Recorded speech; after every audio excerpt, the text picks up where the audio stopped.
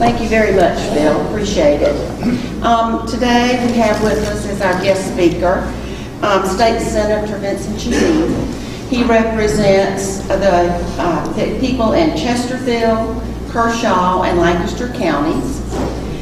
He serves on several committees within the state legislature.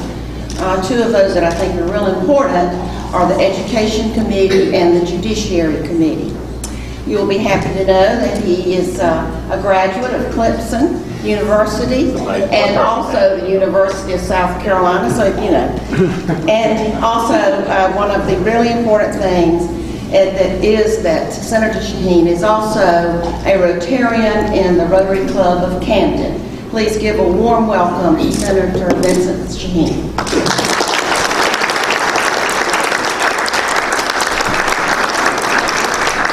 Thank you, fellow Rotarians. It's wonderful to be with you, and I enjoyed the meal and I enjoyed the company. My name is Vincent Shaheen. I'm a state senator from Kershaw County, and I am the Democratic candidate for governor.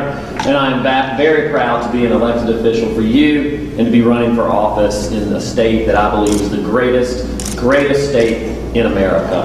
I am a Rotarian. I have been. When we were announcing club anniversaries, I was just thinking, wow, how long have I been a Rotarian? And it's been 16 years. 16 years.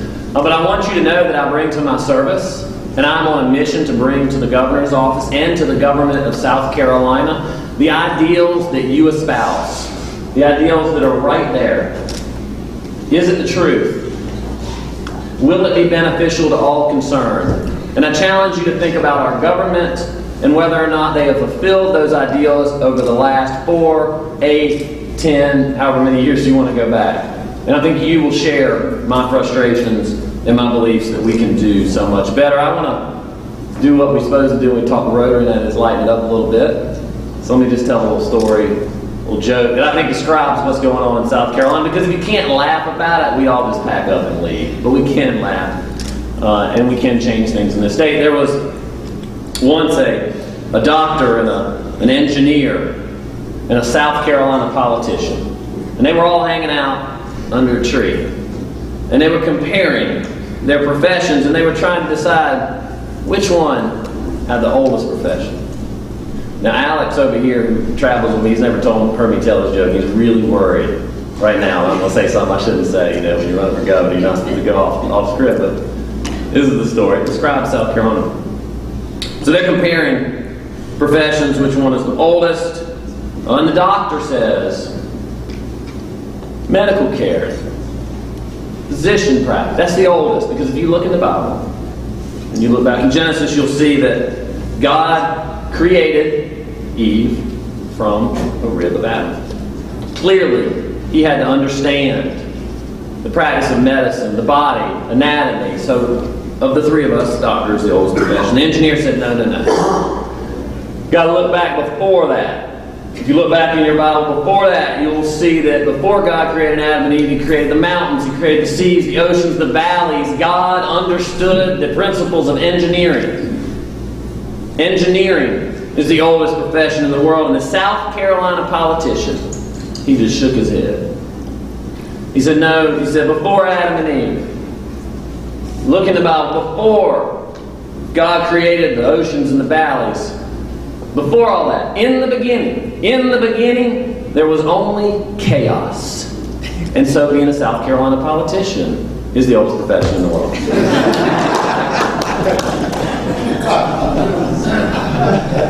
I mean, all you have to do is pick up the paper, watch late night TV, check out which governor is hiking the Appalachian Trail, who's been indicted, what chaos is there, what governor or elected officials violated the ethics laws of this state, and you understand what I'm saying to you. And we can do a whole lot better. I came to you today to talk about how we can restore honesty, integrity, accountability to our government, and how we can make strides forward in issues that really matter. When I travel this state, what I hear people say is, over and over again, we have big problems.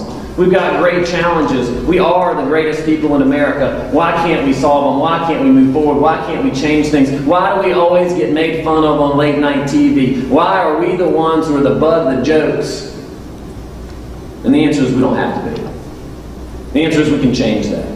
The answer is we can have new leadership that moves the state forward in those areas that we have been talking about for years and years and years. For those of you I've never met, I am the son of a public school teacher who taught most of her life. I went to school in the morning, I walked to my mom's school after school, I stayed there till 6 o'clock. I know what it's like to be a teacher. I'm proud that my kids graduated from the same high school that I went to, my father went to, my grandfather went to, and they're now off at Clemson for whoever's wondering which school they went to. I've got a 5th grader in Camden Middle School.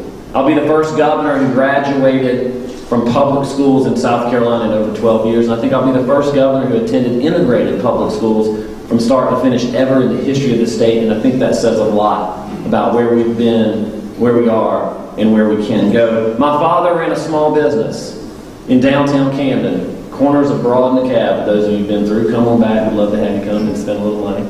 My dad ran a printing store and a small newspaper, and I went to work when I was 12 years old because that's what my family does. I come from a family of small business people. My grandfather ran a gas station. My uncle ran a grocery store. My other uncle ran a feed and seed store. We had about 5 other businesses. I walked around and worked in the stores. My dad taught me when I was 12 years old. Saturdays, I'm in the store. My job, for which he paid me, thankfully, my job was to clean the toilets, dust the furniture, mop the floors. The person who's most thankful for that is my wife, Amy Shaheen. What can we do to change this state? I would tell you we need leaders. If you have the same people running the state, you always have the same results. But what can we do to move forward on the issues that really matter? I want to share a few ideas with you today. I am an elected official with big ideas. I believe that if we want to change the state, we have to do big things. I believe the only purpose in running for public office is to change things in a way that's positive, to move forward, not to stay with the status quo always. I'm a small businessman. I have a law firm where I represent individuals and businesses like you, and I have a small real estate investment company. I know what it's like to pay bills. I know what it's like to meet paychecks. I know what it's like to live in a small community, to work like you do. I know what it's like to be a Rotarian and work together and try to live up to our ideals. What issues can we make a big difference in? What issues do we need to take on? I wrote a book called The Right Way, Getting the Palmetto State Back on Track. I brought a few copies out. She's going to put them on the back table. They'll be on the back table. Take one if you like. If we run out, go online at VincentShaheen.com. You can download a copy. And in there I talk about issues, real issues, in real detail, more than I can give you in 15 minutes. So I hope you will get it. I hope you will read it. It's ways that we can move forward in rebuilding the infrastructure of South Carolina, reforming and improving public education, revamping and restructuring state government, how we can have a tax system that's friendlier to small business and entrepreneurs so that we can move off of the bottom in the ratings of small business environment into the top, how we can improve our economy and build wealth. Where are we today? Well, here's the truth, and the truth is important. For the last 3 years, we've seen declining family incomes in South Carolina. In other words, we've been going down. We've seen a record number of people drop out of the workforce, and we were just ranked as the 5th worst economy in America. We're better than that. Our small businesses were 50th in SBA loans in America last year. We are better than that. We can do better than that. Even when our unemployment rate goes down, and nationally it's going down, and South Carolina's is above the national, but it's been going down, we've seen declining wealth, declining income. Why is that? Why is that? I would tell you it's because we have a 40-year-old economic development model. And that economic development model says if all we can do is recruit a few out-of-state corporations in South Carolina, and maybe they'll open a branch office here, they'll hire some people, then everything's okay. That's part of an economic development model. That's part of what we should be doing. I'm proud that we have a Target warehouse in Kershaw County, one of the biggest warehouse operations in Southeast. But we need to grow from within if you're going to build wealth. You need to have small businesses and entrepreneurs who are successful. You need to have a small business climate that works for individual business owners. A modern, progressive, future-oriented economic development model says we want to have our people who are here be successful. We want to keep our dollars here. Why does this matter?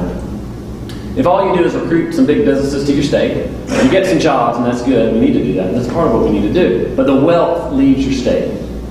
The wealth leaves your state. The profits leave. The profits go wherever the headquarters of that company are.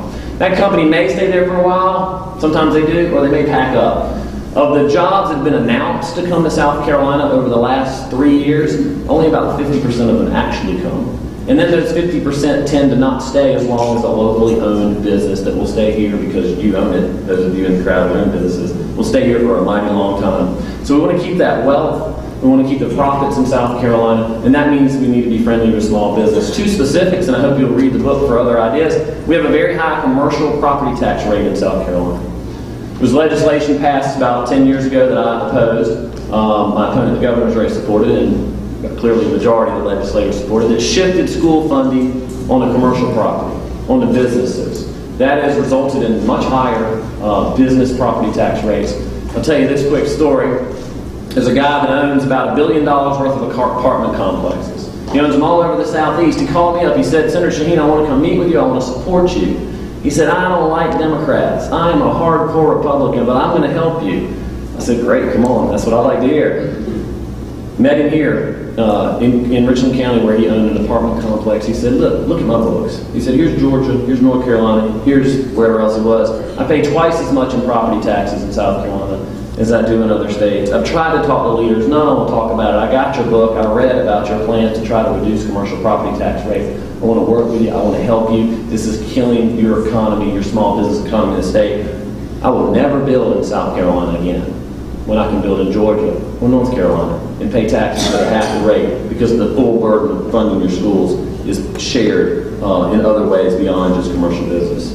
We also need to change the Department of Commerce to be friendlier to small business. When I talk to small businesses around South Carolina, I talked to one last week which was having terrible problems in Orangeburg, and tell me they need an entity, a group, somebody to be there to advocate for them, to help them navigate the bureaucracies of South Carolina's government, to help them find and link into capital in this state, which is capital poor, so that they can grow, succeed, and prosper.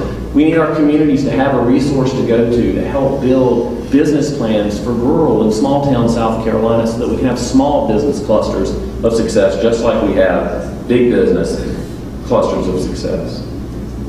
We talked about public education briefly. I'm proud that I've been a supporter of public education my entire career, not just when I'm up for re-election or election. But I want to tell you that we need to have support for public education in the state. We need to change things relating to public education in the state. We need to move away from this idea that if we just have a gimmick or two or three, everything's going to be all right, because it's not. You know, we had a gimmick approach. The gimmick approach has been, let's just have a lot of standardized tests. See what happens. Let's have vouchers. Let's have tax credits. Always a new gimmick. Gimmicks don't work. They don't work. If you don't have sustained commitment on the basics, you don't make progress. And here's the basics. Get the kids early. I've been a passionate supporter of 4-year-old full-day kindergarten across the state of South Carolina. Georgia's had it for 20 years. Even when our governor opposed it 2 years ago, we built a coalition of Republicans and Democrats, which is how only good things occur, is when people work together. And we expanded it to 17 more counties. That's 10,000 kids in 1 year who will have early childhood experiences that will last with them a lifetime, allow them to be ready to learn when they hit first grade, and have results into the future in almost every real study that's been done. That's a basic. Get the kids early. Countries all over the world are doing it. States are doing it. We need to complete the job. We need to have full-day 4-year-old kindergarten in every county in South Carolina, and we need to complete the mission that we started. Number 2, keep your dollars in the classroom. Keep your dollars in the classroom. Easiest way to do that? With your teachers. Right now, South Carolina ranks on the bottom in teacher pay. We're behind Georgia. We're behind North Carolina. We're behind the southeastern average. We are behind. Those dollars that you see grow in our state budget over the last 2 years, they've grown tremendously. They need to be committed to the teachers in the classroom and increase salaries, because we lose too many young teachers in the first 4 years. I talk to them, I see them, I hear them, I look at the statistics. They don't feel respected, and they're paid in ways that show we don't respect them. We need to give them that support. Our dollars need to go in that classroom. Number 3, when you have those extra dollars, plow them into smaller class sizes as well. These are the simple ways to get your dollars into the classroom, to support kids early, and to support them in their educational experience. And the 4th thing, which is a big thing in education, is it is wrong morally, it is wrong economically, and it is bad for this state that a child's educational opportunities all too often are dictated by where they happen to live. You go to Dillon County and you look at the schools, and you see how hard it is for them to get high-quality teachers.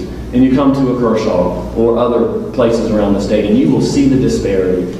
It's one South Carolina, y'all. If we're not all in it together, we won't be successful together. If we don't lift up the areas of this state who need assistance and support, we'll continue to rank on the bottom. And when companies look from out of state, and when kids who are here are trying to decide whether to leave or stay, we'll have the wrong result. I talked to a class in Lexington this morning, and I always ask students whether they plan on staying in South Carolina or whether they plan on leaving. Guess what they all plan on, not all, but guess what the majority plans on doing? Hitting the road. We're the only state in the Southeast, last time I checked, that lost its young people, age 18 to 35. We got to keep them here. We got to offer them things. Part of it's just the image of the state. The image of the state that flies a Confederate flag in front of the Capitol. That's why yesterday I stood and said, you know what? This might be emotional, this might be a tough thing to say, but we don't fly the Confederate flag out in front of schools. We don't fly it in the Rotary Club. We shouldn't fly it in front of the state capitol. We should honor and respect it and put it in a place where people can learn about it. Because we've got to change the image of the state. We've got to change this image of leaders who are incompetent and corrupt. We've got to change the image that our own young people have of the state that's lived in the past instead of the future. There's also a very big issue dealing with whether or not we should accept our Medicaid expansion dollars into the state. So let me share that with you. This is important. Right now, South Carolinians, you and I'm assuming everybody pays federal taxes. I know I pay plenty. We all pay a lot of money in federal taxes. Big chunk of that goes to Medicaid. A big chunk of that's supposed to come back here, to Palmetto Health, to Kershaw Health, to hospitals and medical providers all across South Carolina. But the current leadership of this state is blocking that $11 billion from coming back into South Carolina. Do you folks know what we would do to get an industry that would generate $11 billion in our state? We do a lot. $11 billion is supposed to go to help 300,000 working South Carolinians. The people are out there trying to do the right thing, afford health insurance. $11 billion that would create 45,000 new jobs in South Carolina. $11 billion that belongs to you, that you pay taxes to fund, and that when the federal government goes into debt, like we all know it is, you're on the hook for. That's $11 billion that leaders of this state are sending to New Jersey, to Pennsylvania, to states that are governed by Republicans and Democrats. That's $11 billion that could be put to work here, should be put to work here, and I'll tell you, will be put to work here in about a year. That's $11 billion. And because we don't have it, hospitals across this state are in real trouble. Because you see, the federal government cut the funding for indigent care and transferred it to the Medicaid program. Well, we don't have that funding for indigent care anymore, and we're not getting it from the Medicaid expansion, so Chesterfield Hospital is slated to close April 15th of next year. Marlborough's hospital is slated to close. Hospital in the upstate went bankrupt in Union.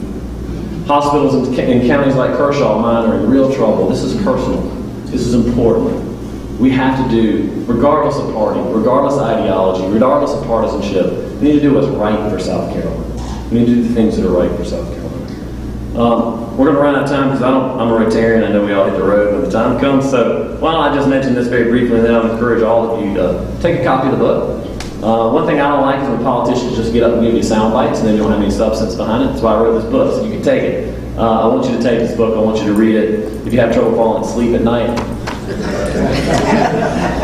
it'll put you right there. I got tax policy in here. You're good to go. Listen, I wrote a book about South Carolina, and I'm giving it away. I want you to take it. I want you to read it. The cover of the book is there for a reason.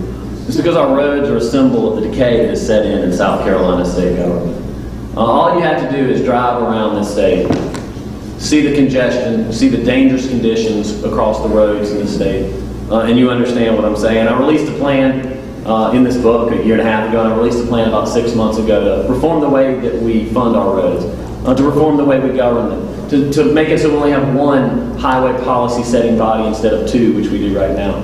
To have a policy that says we should plow the great majority of our precious tax dollars into fixing the roads that exist before we go build new ones that we'll then have to pay to fix.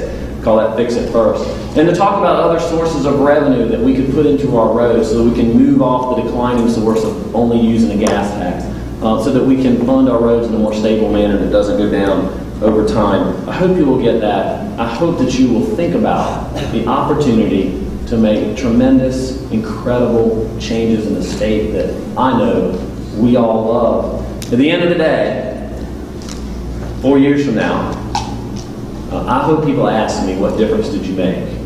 And I hope that I can come back here. I hope you'll invite me. If not, I'll just come do a makeup and hang out. And I will tell you that we restored honesty and accountability to a government that sorely needs it. And then I'll consider it to have been a success.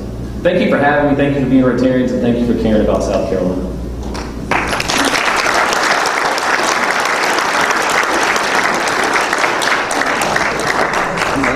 Yeah, so I got 3 minutes. I can take a question or maybe two, and then we'll all get back to work. Yes, sir. One of the best ways to fund road improvements is to increase the gasoline tax. Now, I know that you and the governor are opposed to that. I don't understand it. A few cents would cover a lot of improvements. I think Governor Haley has said she would veto it because she's philosophically opposed to it. Yeah. My goal here is to put forth a plan that moves us away from a total reliance on the gas tax. Why?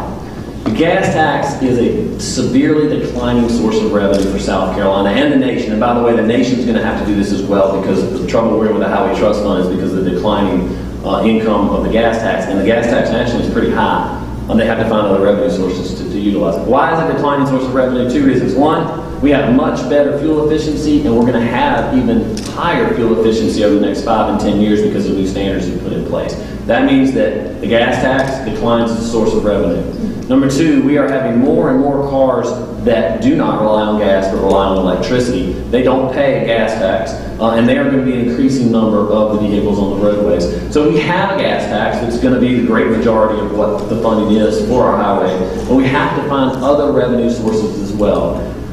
Everybody has ideas, and it is a legitimate idea to say we should raise the gas tax, and it should be a part of this debate, and it should be a part of the views when we sit down at the table and hammer out what we ultimately do. But I believe we need to have about $500 million worth of new revenue, and it needs to take us away from the total reliance on the gas tax, and that's why I say what I say.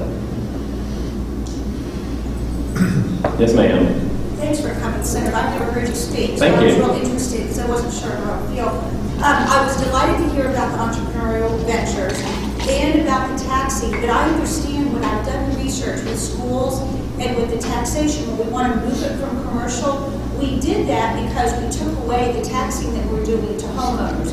So when I hear all the talk about how we'll do economic funding, we never seem to address that when we reduce the commercial tax, which I assume what the repeal of that, is it 388?